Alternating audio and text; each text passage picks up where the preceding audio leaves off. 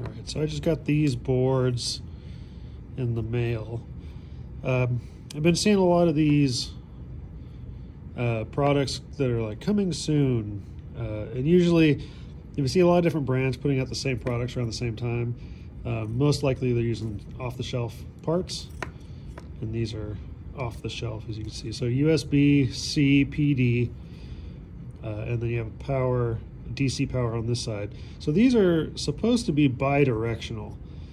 So you could put an input on this side that's a USB PD 3.0 compatible, and then on this side you could have it so that it puts power out, or you could put power in and have power going out this side to a device.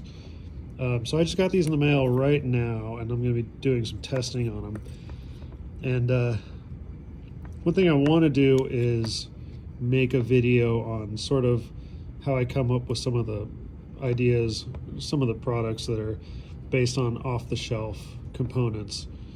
And this brand right here, this says YZX, and I've seen these before.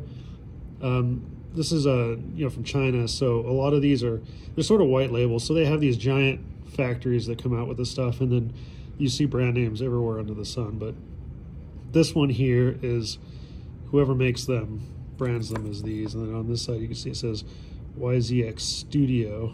It has a number ZC826X. So you've probably seen them too. I've seen a bunch of companies now saying coming soon, and then they'll have a P-tap here and then the USB here, and two-way.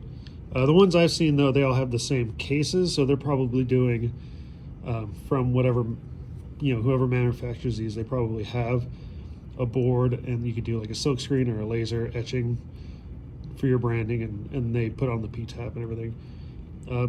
But I don't generally like to use a P-tap as an in or out.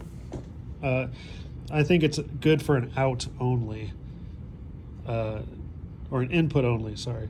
Because, if you do use as an out, it's called, colloquially a suicide cable. And that's because you don't want your power on pins going somewhere.